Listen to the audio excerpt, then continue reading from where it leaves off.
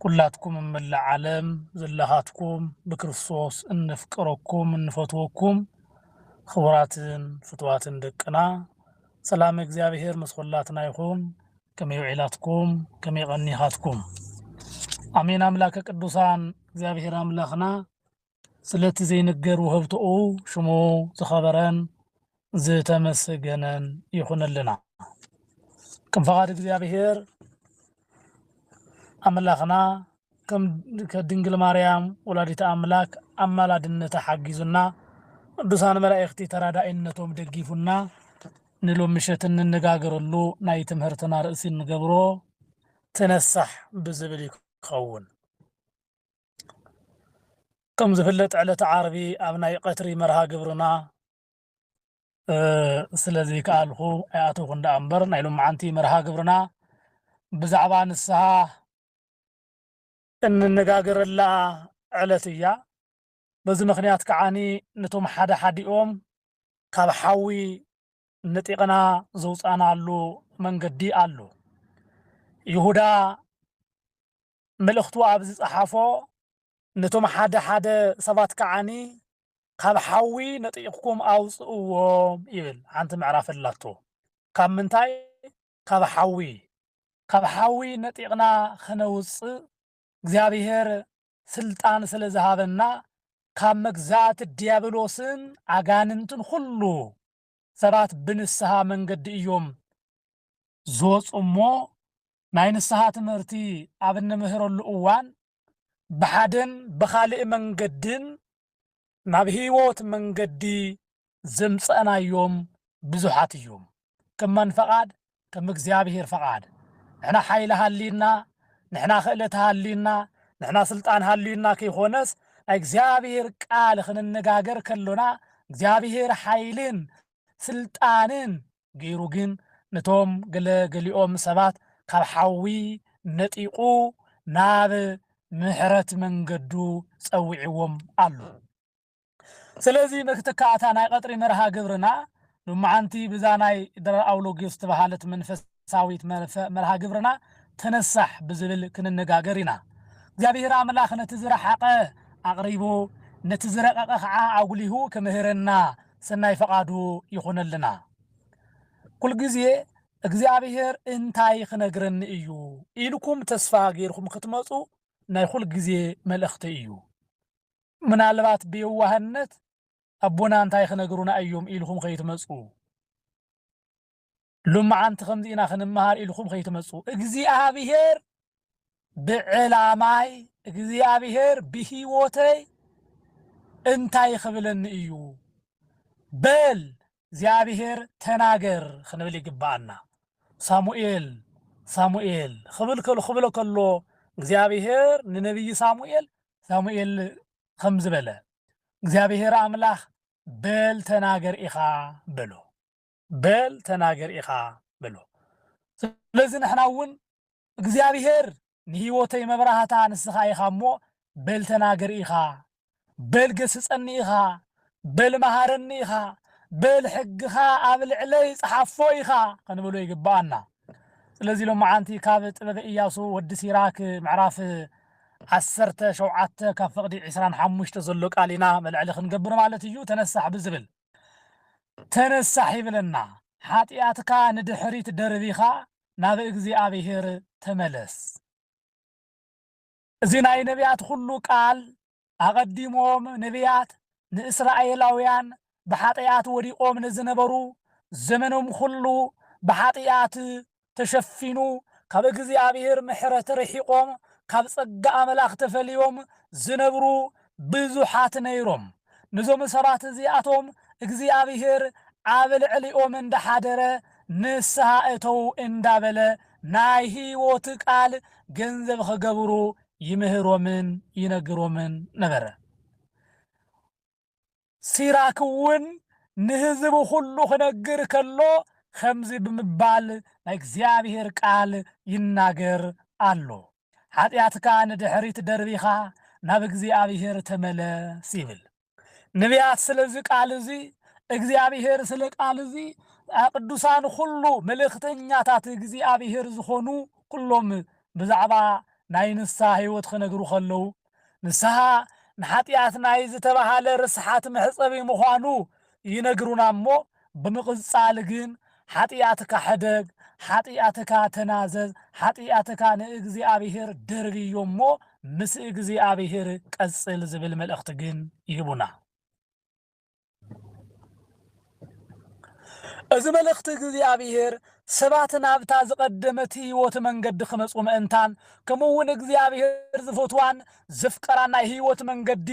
ዝጓዓዙ ክኾኑ ምእንታን እግዚእ ኣብሄር መልእኽቱ የቀምጥ ኣሎ ሰብ ኮይኑ ሓጢያት ዘይገብር የለን እሞ ሰብ ኩሉ ናብ ንስሓ ህይወት ክመጽእ ግን እግዚአብሔር ኣብ ልዕሊ ቅዱሳን ኣብ ልዕሊ ተናገርቱ ኣብ ልዕሊ ነቢያቱ ኣብ ልዕሊ መምህራኑ ሓዲሩ ግን መልእኽቲ ይቐምጥ ኣሎ እዚ መልእኽቲ እዚ ብእርግጽ ንኹላትና ዝንገረና ዘሎ ቃል ከም ዝኾነ ግን ክንርስዕ የብልናን እግዚአብሔር አምላክ ኩላትና በቃሉ ክንነብር بحقو خنقعاز انتان قالو ينقرنا علو حتياتكومن بدلكومن حاديكومن دربيكومن ناب እግዚአብሔር ተመለሱ ይብለና አሉ ሰባቱ ሁሉ ኃጢያቶም ገዲፎም ናብ እግዚአብሔር ንኸመለሱ መልእኽቲ ይዋሃበሉ ማለት እዩ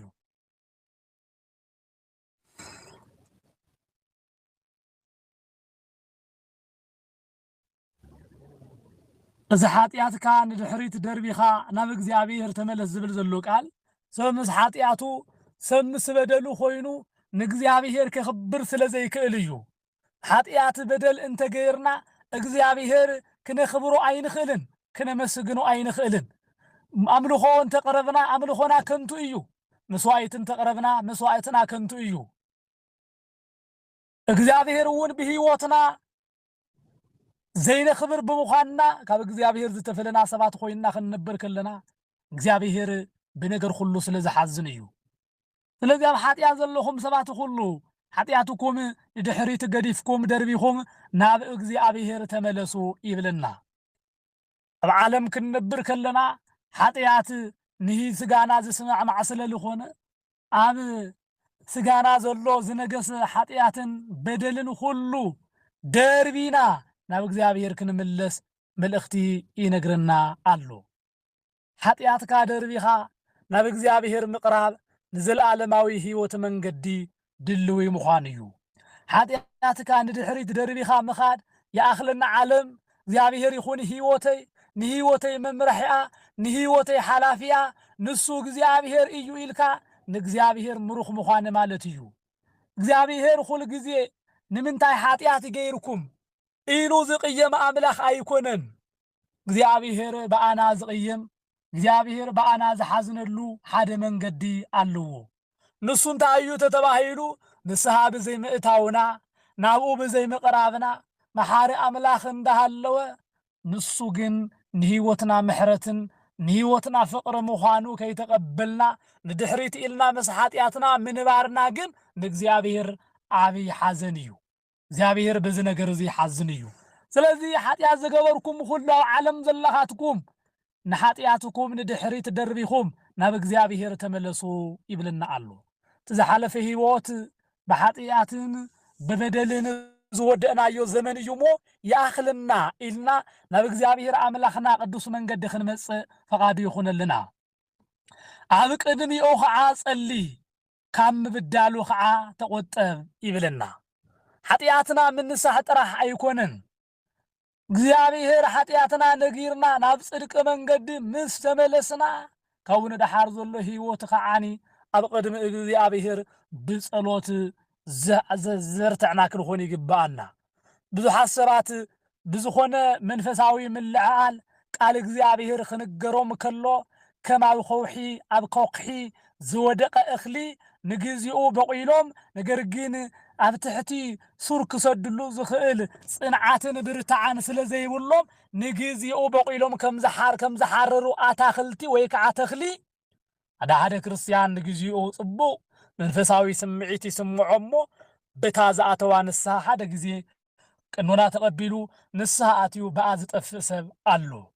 እዚ ግቡእ ኣይኮነን ነብስና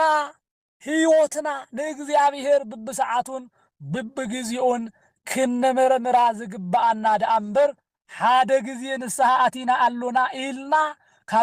ካብ በር እግዚአብሔር እንጠፋአሉ ክርስትና ግን የለን ነዚዩ ኃጢአትኩም ድሕሪት ደርቢኹም ናብ እግዚአብሔር ተመለሱ ምስ በለ ኣብ ቀድሚኡ ከዓ ጸልዩ ይብለና ህይወትና ናብ ሓድሽ ዕላማ ስለተመለሰት ከምኡውን ኣብ ህይወት ክርስትና ዕብየት ስለ ዘሎ ካብ ዕብየት ናብ ዕብየት እንዳ ዓባኻ ዝኽየደሉ ህይወት ስለ ዝኾነ ኣብ ቅድሚ እግዚአብሔር ጸሊና ኣብ ቅድሚ እግዚአብሔር ለሚና ናይ ጸሎት ሰባት ኮይንና ናይ ምስጋና ሰባት ኮይንና ንኃጢአት ተጸየፍቲ ኮይንና ንኻልኦት ካብ ምብዳል ንነብስና ካብ ምብዳል ንኣምላኽና ካብ ምብዳል ተቆጢብና ንዘለዓለማዊ ጽድቅን መንግስትን ዝተዳለውና ክንኾን ይግባአና ኣብ ቅድሚኡ ክንጽልይ ይግባአና ተነሲሕና ማለት እኹል እዩ ማለት ኣይኮነን እግዚአብሔር ነቲ ዝዓበየ ክብሩ ከምኡውን ነቲ ዝተናዘዝናዩ ኃጢአትና በደልና ሁሉ ካሕሳ ክኾነና ምእንታን ኣብ ቅድሚኡ ክንጽልይ ይግባአና ካብ ምብዳል እውን ክንቁጠብ ይግባአና እቲ ናይ ትማሊ በደል እግዚአብሔር ስለ ዝኾነ እዩ ይቅረ ዝበለና ሞ ትማሊ እግዚአብሔር ይቅረ ኢልና ኣሎ ሎሚ ንስሐ ኣትየለኹ ስለዚ ሎሚ እውን ኃጢአት ክገብር ሞ ጽባሕ ንስሐ ክኣትው እንዳበልና እናኣትዎ እንኸዶ ክያዶ ትክክል ይኮነን መንፈሳውነት እውን ኣይኮነን ገለ ሰባት ኣለዉ ንእሽተን ኃጢአት ክሰርሕ ንእሽቶን ከምዛ ክገብር እንዳበሉ ንእግዚአብሔር ነትፈላጥ አምላኽ ከታልሉ ዝምክሩ ነትየዋህ አምላኽ ምሕረትን ሰላምን ከም ዘይብሉ ጨካን አምላኽ ከም ዝኾነ ገይሮም ንኽቁጸር ዝገብሩ ነቶም ክርስቲያናት ኣብ እንዳ መስጥ እዮም ዝርከቡ ነቶም ክርስቲያናት ኣብ እንዳ ጓይላ እዮም ዝርከቡ ነቶም ክርስቲያናት ብዘመንካ ብዘመን ንእስነትካ ዓንድር ኢኻ ዘሙት ኢኻ ኃጢአት ግበር ኢኻ ቅተል ኢኻ ድሓር ግን ንስሐ ክትኣቱ ኢኻ እትብል ኣስተምህሮ ኣላቶም ንኽብሉ ጸላእቲ ዝገብር ክርስቲያን ፍጹም ካብ እግዚአብሔር ዝረሓቐ እዩ ምኽንያቱ ኣብ ቅድሚኡ ጸልይ ካብ ምብዳል እውን ከዓ ተቆጠብ እግዚአብሔር በደልኻ ስለ ዝሓደገልኻ በደልና ሓዲጉ ኃጢአትና ይቅረ ኢሉ ናብ መንፈሳዊ መንገዲ ጸዊዑ ዳግም ዕድል ሂቡ ደቀይኹም ስለ ዝበለና ኣብ ልዕሊ እግዚአብሔር ክንታልል ይብልናን ኣብ ልዕሊ እግዚአብሔር ክንብድል ይብልናን ንምንታይ እግዚአብሔር ሐቀኛ አምላኽ እዩ እግዚአብሔር ፈራዳይ አምላኽ እዩ እግዚአብሔር ንጉስ እዩ ሞብት ልዕሊ ንጉስ ኣብኖ እንሆ ድማ ኣብቲ ሰማይን ምድርን ዝመስረተ አምላኽ አቡ ንሕና እኮ ክንድሃመማ እንኳ ዘይንኸውን ክንድጻጸው እንኳ ዘይንኸውን ፍጥረት ኢና ሞን እግዚአብሔር ክነታልሎ የብልናን ናብ እግዚአብሔር ምስተመለስና ከዓ ድሓር ዓለም ናፊቅና ከም በዓል ዴማስ ኮይንና ንድሕሪት ክንምለስ ይብልናን ዴማስ ናይ ሐዋርያ ቅዱስ ጳውሎስ ረድእ ዝነበረ ወይ ከዓ ደቀ መዝሙር ወዲ መዝሙር ዝነበረ እዩ ድሓር ግን በመንፈሳዊ ህይወት እንዳተጓዓዘ ነይሩ ነገር ግን ናይ ዓለም ጣዕሚ ናይ ዓለም ብርቅርቅታ ናይ ዓለም ድልየት ስሒብዎ ግን ንድሕሪት ተመሊሱ ዝኸደሉ ኩነታት ኣሎ ንግዚያዊ ዓለም ናፊቁ ይብል ሐዋርያ ቅዱስ ጳውሎስ እውን ንግዚያዊ ዓለም ናፊቁ ካብዚ መንፈሳዊ ዓለም ንዓለም መን ኸይደሎ ክብል ይናገር ኣሎ ስለዚህ ንእግዚአብሔር ካብ ምብዳል ምቁጣ ማለት ሰባት ተነሲሖም እንከብቁዑ ካብ እግዚአብሔር አምላኾም ክርሕቁ ከም ዘይብሎም ይነግርና ካብ ኃጢአት ረሓቕ ይብል ናብቲ ኣዝዩ ልዑል ዝኾነ አምላኽ ድማ ተመለስ ንሱ ካብ ጸልማት ውፅኡ ናብ ናይ ህይወት ብርሃን ክመርሓካ እዩ ይብል ትዝነበርናዮ ናይ ኃጢአት ዘመን ትዝነበርናዮ ናይ በደልን ናይ ጥፍኣትን ዘመን ንዕኡ ሁሉ እግዚአብሔር ብዘደንቕ ብርሃኑ ገሊጹ ናይ ቀትሪ ጸልማት ኮይንና ዝነበረ ጊዜና ሁሉ እግዚአብሔር ግን በኃይሉ እግዚአብሔር ግን በስልጣኑ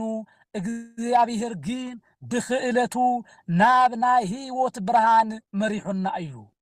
نسو هاب سلمات وصينا أيو خبر مسجانا نعو يخنو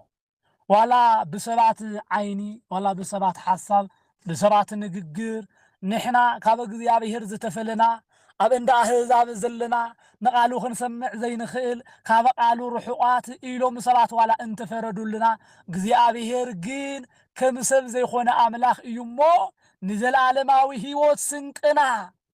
نزل عالماوي هيوت قودانانا أب اندا سدت خويننا زيابيهر ناي زيابيهر قال አይንገረሉን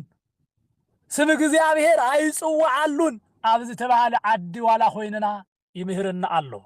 ካብዝ ሓሊፉውን እግዚአብሔር በመከራና ይምህርና አሎ በቲ ምስጋና ዝመጻና መከራ ናይ ባዕለትና ናይ ዓለም ድልየት ናይ ዓለም ፍቅር ሒዙና ናይ ዓለም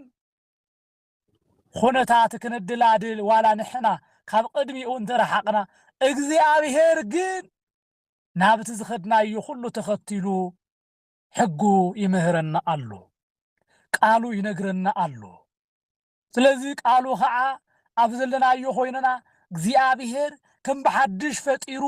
ልብ ሂቡ ናብ ባዕልትና ተመሊስና ካብቲ አብ እንዳ ህይወት ክርስትና አባቢያተ ክርስቲያናት ካብ ዝመላለሱ ስጋውን ደሙን ካብ ዝቀበሉ ምእመናን ለዓል ግን እግዚአብሔር ምህርና ሽሙ ዝተመሰገነ ይኹን እግዚአብሔር ኮይኑ እዩ ዝገበረልና እምበር ብሰባት ደአ ንጸላአይ ኢድ ተበሐላሊፍና ተዋሂብና ነይርና እግዚአብሔር ግን ካብ ኢድ ጸላእቲ ካብ ኢድ ክፉአት ካብ ምቀኛታት ሁሉ ብቃሉ ሰወረና ስለዚህ ንሱ ካብ ጸልማት ወፂና እዩሞ ናብ ህይወት ብርሃን ከመርሐና መእንታን ብርሃናዊ ህይወት መጓዓዝ ክንጀምር ይግባአና እግዚአብሔር ናብ ተዘላለማዊ መንገዱ ናብ ጽድቁ ሆስድና መእንታን ሁሉ ጊዜ ንቁሓት ክንኾን ይግባአና እግዚአብሔር አምላክ ዝገበረልና ነገር እንዳዘከርና ተአምራዊ ነገር እኮ እዩ ካብ ኃጢአት መሊሱ ናብ ጽድቂ አምጽዩና ቃሉ አስሚዕና በህይወት ነበሩ እንዳበለና ናይ ህይወት መማረጽ ዕድል ሂቡና እንዳሃለወ ንሕና ግን ካብ ናይ ህይወት ብርሃን መንገዲ ርሕቕ እንተይልና እግዚአብሔር ከይቁጣዓና ምእንታን ኩላትና ናብኡ ክንቀርብ ይግባአና ንስኻ ንስኺ ኸዓ ንርኽሰት አቢኺ አቢኻ ወይ ከዓ ንርኽሰት አዚኺ ተጸየፍዮ ይበል ንርኽሰትዎ ትማሊ ደፊርና ከም ገይጽን ከም ንቡርን ንሰርሖም ዝነበርና ኃጢአታት አዚና ክንጽየፎም ይግባአና ሎሚ ንስሓ አቲና እንተ ኮይንና ትማሊ ንገብሮም ዝነበርና ግብርታት ሁሉ ሎሚ ደቂ እግዚአብሔር ስለልኾንና አዚና ክንጽየፎም ይግባአና ካብ እግዚአብሔር መንገዲ ዝፈልዩ ብምዃኖም አዚና ክንጽየፎም ይግባአና ትማሊ ዝሙት ከም ገይጽ ንርእዮ ነርና እንተ ኮይንና ትማሊ ስርቂ ከም ዓብይ ክእለት ገይርና ንቆጽሮ ነርና እንተ ኮይንና ትማሊ ካብ ጸሎት ዝወፀ ህይወት ዘሎና ኮይንና እንምገቦ ምግብ ብዘይ ጸሎት እንነብሮ ናብራ ብዘይ ጸሎት ዝነበረ ህይወት እንተ ኮይኑ ነዚ ናይ ትማሊ ህይወት አዚና ክንጸልኦ ይግባአና ሎሚ ኸይጸለና ክንድቅስ ዝደፋፍአና ክፉእ መንፈስ እንተመጽዩ አዚና ክንጽየፎ ይግባአና ካብ እግዚአብሔር ናብ ዝፈሊ መንገዲ ጸልማት ናብ ዝኾነ መንገዲ ንኽንጓዓዝ ዘለዓለና ክፉእ መንፈስ እንተልዩውን ብእግዚአብሔር ኮይና ክንቃወም ይግባአና ካብ ዝሓሊፉ እውን አዚና ክንጽይፎ ይግባአና ትማሊ ምስ ብጾትና ኮይንና ናብ እንዳ መስተ ናብ እንዳ ስኽራ ናብ እንዳ ጓይላ ናብ እንዳ ዓለም ንጥምዝ ዝነበርና ሎሚ ግን ነዚ ነገር ሁሉ አዚና ክንጽይፎ ይግባአና خمز انت غيرنا بحقي حطياتنا قديفنا ناب እግዚአብሔር ተመሊስና ንኃጢአት አዚና ተጸየፍት ኮይንና ናብት ዝድነቅ ብርሃን ናብ ዘለዓለማዊ ንጉስ ክርስቶስ ህይወት ተጸጊዕና አለና ማለት እዩ እዚ ህይወት እዚ ዝሃበና አምላኽና ኢየሱስ ክርስቶስ እዩሞ አዚና ነትናይት ማለ ኃጢአት ነትናይት ማለ ርክሰት መንገዲ ክንጽየፎ ይግባአና ንኃጢአት ተጸይፍና ንጽድቂ አፍቂርና ክንነብር መድህና ዓለም ክርስቶስ ይርዳአና ይሐግዝና ሰባት ሎሚ ንኃጢአት ተጸይፎም ምንባር እዮም ዝኣበዮም ካብ ጽድቂ ርሒቆም ምንባር ኣያበዮምን እዮም ብዙሓት ሰባት ካብ ጽድቂ ርሒቆም ንበደልን ንኃጢአትን ቀረባ ኮይኖም ዝነብሩሉ ኩነታት ንርኢ ኣለና ግን ኣብ ቅድሚ እግዚአብሔር ሞገስን ክብርን ክረክብ ምእንታን ወዲ ሰብ ንጽድቂ ዝቐረበ ንሓጢኣት ዝረሓቐ ንኣምላኽ ዝቐረበ ንዲያብሎስ ዝጸልአ ህይወት ክህልወና ይግባእ። ስለዚ ንስኻ ርክሰት ኣዚኻ ተጸየፎ ንስኻ ኣዚኺ ንርክሰት ተጸየፍዮ እዞም ብህይወት ዘለዉ ንእግዚአብሔር መዝሙር ምስጋና ክዝምሩ ይኽእሉ እዮም። እቶም ኣብ ዓዲ ምዉታት ዘለዉ ግና ከመስግንዎ ኣይኽእሉን እዮም። ሓደ ብህይወት ዘሎ ጥዑይ ዝኾነ ሰብ መዝሙር ምስጋና ንእግዚአብሔር ክዝምር ይኽእል እዩ። እቲ ብህይወት ዘሎ ዝሞተ ግና ንእግዚአብሔር ምስጋና ኣቋሪጹ እዩ ይብለና። ብህይወተ ስጋ ንዝሞቱን ብነብሲ ዝሞቱን ሰባት የነጻጽረልና ኣሎ። ሓደ ሰብ ምስ ሓጢኣቱን ተሞይቱ ምስ በደሉን ተሞይቱ ንእግዚአብሔር ከመስግነሉ ዝኽእል ዕድል የብሉን። ናብ ዘለዓለማዊ ገሃነመ እሳት ደኣ ክድርበ እምበር ስለዚ ናብ ዘለዓለማዊ እሳት ተደርቢዩ ብሓዊ ኣጋንንቲ ብነበልባል ሓዊ እንዳተቃጸልካ ካብ ምንባር ካብ ምስጋና እግዚአብሔር ተፈሊኻ ካብ ምንባር እውን ንኽንድሕን ምእንታን ሎሚ ብህይወተ ስጋ ብህይወተ ነፍሲ እንዳሃለውና ንኣምላኽና ንእግዚአብሔር ከነመስግኖ ይግባአና። እዚ ምስጋና እዚ ሎሚ ነመስግን እንተ ኮይንና ሎሚ ንዝምር እንተ ኮይንና ሎሚ ቃሉ ንሰምዕ እንተ ኮይንና ሎሚ ንስሓ ንኣቱ እንተ ኮይንና ብህይወት ኢና ክንነብር ዋላ እንተ ሞትና ካብ ሞት ናብ ህይወት ተሳገሩ ንበሃል ደኣ እምበር ሞይቶም ዝብል ቃል እንኳ ኣባና ኣይሰርሕን። ብርግጽ ክትፈልጥዎ ዝግባአኩም ሓደ ነገር ክርስቲያን ብክርስቶስ ኮይኑ እንተ ሞይቱ ክርስቲያን ምስ ሃይማኖቱ ኮይኑ እንተ ሞይቱ ሞይቱ ኣይበሃልን ካብ ዚ ዓለም ናብቲ ዘይሓልፍ ዓለም ከደ ይበሃል ደኣ እምበር።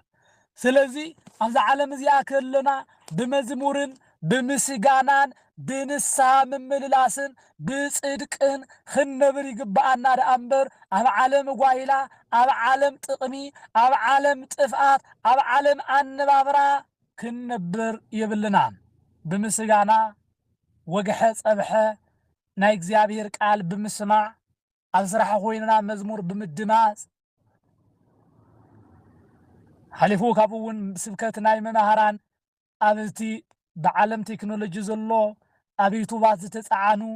ከምኡ እውን ካልኦት መዝሙራት እውን ኣውሪድና ስብከታት ብምስማዕ እግዚአብሔር ኣምላኽ ክነኽብሮ ይግባአና ደኣ እምበር ናይ ዓለም ዕንደራ ናይ ዓለም ጥፍኣት ደርፍን ካሊኦት ነገራትን ኩሉ ብምስማዕ ግን ነቲ ዝኸበረ ህይወትና መንነትና ክነጥፍኦ የብልናን። ስለዚ ብህይወት ክንነብር ምእንታን ንእግዚአብሔር ምምስጋን ክነቋርጽ የብልናን። እግዚአብሔር ነቶም ናብኡ ዘይመለሱ ይቕረ ይብለሎ ነቶም ናብኡ ዝምለሱ ይቕረ ይብለሎም እረ ምሕረቱ ክሳብ ክንደይ ዓብይ እዩ። ወዲ ሰብ ዘይመውት ስለ ዘይኮነ እዚ ኩሉ ኣብ ሰብ ክረክብ ኣይኽእልን እዩ። ካብ ፀሓይ ዝደምቕ የልቦን ወርሒ ምስከወለታ ግና ብርሃና ይጽልምት። ከምኡ ከዓ ሰብ ክፍኣት ካብ ምፍሓስ ዓዲ ኣይውዕልን። እግዚአብሔር ነቶም ኣብ ላዕላይ ሰማይ ዘለዉ ሰራዊት ከዋኽብቲ ክርኢ ይኽእል እዩ። ወዲ ሰብ ግና ሓመድን ሓሞኽሽትን እዩ ይብል። ስለዚ ንሕና ደቂ ሰባት ብእግዚአብሔር ኣምላኽና መንገዲ ኮይንና ናብቲ ዘለዓለማዊ ህይወት ዘለዎ መንግስቱ ክንኣቱ ምእንታን ካብ ፀሓይ ንላዕሊ ደሚቕና ክንረአ ምእንታን ጻድቃን ካብ ፀሓይ ንላዕሊ ይበርቁ ስለዝብል መጽሓፍ በሪቕና ክንረአ ምእንታን ካብ ኩሉ ክፍኣትናን ካብ ኩሉ በደልናን ካብ ኩሉ ሓጢኣትናን ርሒቕና ብህይወትና ብዘመንና ኩሉ እግዚአብሔር ዝኸበሮ ህይወት እግዚአብሔር ዘለዎ ማንነት ሃሊና ክንነብር እግዚአብሔር ይርዳአና ይሓግዘና። ስለዚ ወገናተይ ኣይንፍራሕ። ንስሓ ንእተው ክበሃል ከሎ ንስሓ ኣይንፍራሕ። ናብ እግዚአብሔር ቀረቡ ክንብል ከለና ኣይንፍራሕ። ናብ እግዚአብሔር ቀሪብና ዝተርፈና ነገር የለን ተወሳኺ ይወሃበና ደኣ እምበር። ሓጢአት ኣይትግበሩ ክንበሃል ከለና ኣይንፍራሕ። ሓጢአት ብምግባርና ናይ ዝዓለም እዚኣ ነገር ኣይክተርፈናን እዩ። እግዚአብሔር ባሪኹ ክህበና ደኣ እምበር ሰይጣን ክህበና ናብ ሰይጣን ካብ ክንብርኽኽ ካብ ክንምጽባዕ ናብ እግዚአብሔር ንመለስ። ሰይጣን ካብ እግዚአብሔር ዝለዓለ ክህበና እዩ ኢልና ኣይንጠራጠር ኣይንእመን። ዲያብሎስ ንባዕሉ እንኳ ምንም የብሉን ንባዕሉ ምንም ዘይብሉ ናይ ሓሶት ኣቦ ስለዝኾነ ዘይህበና ክህበኩም እየ እንዳበለ ዘይብሉ ኣለን እንዳበለ ዝሕስወና ዲያብሎስ ክነወግዶ ይግባአና። ናብ እግዚአብሔር ንምቕራብ ኣይትፍርሑ። ናብ እግዚአብሔር ቀሪብኩም ትስእንዎ ነገር የለን። ቃሉ ንምስማዕ ኣይትፍርሑ። قالو سمعهم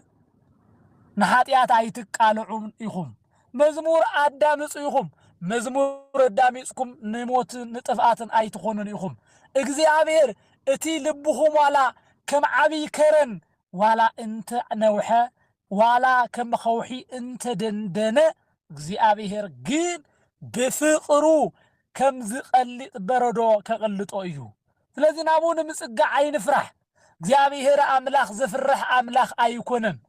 እግዚአብሔር አምላኽ ናይ ፍቅሪ አምላኽ እዩ እምበር ከምቶም ናይ ጣዖታት ከምቶም አምልኾ ባዕድ አምልኾ ዝግበረሎም ናብኡ ከምዚ ተዘይልካ ዝቀስፍ አምላኽ ምሕረት ዘይብሉ አምላኽ ናይ ቁጣ አምላኽ ኣይኮነን ባህሪ እግዚአብሔር ተረድእዎ እግዚአብሔር የዋህ እዩ እግዚአብሔር መሐራ እዩ እግዚአብሔር ንኃጢአተኛታት ዝቅበል እዩ እግዚአብሔር ነቶም ዝወደቁ ዘልዕል እዩ እግዚአብሔር ነቶም ዝጎተጎድኡ ሁሉ ዝጥግን እዩ እግዚአብሔር ነቶም ሓብሓቢ ዘይብሎም ሰብ ዘይብሎም ንበይንቶም ገዛ ዓጽዮም ንዝበኽዩ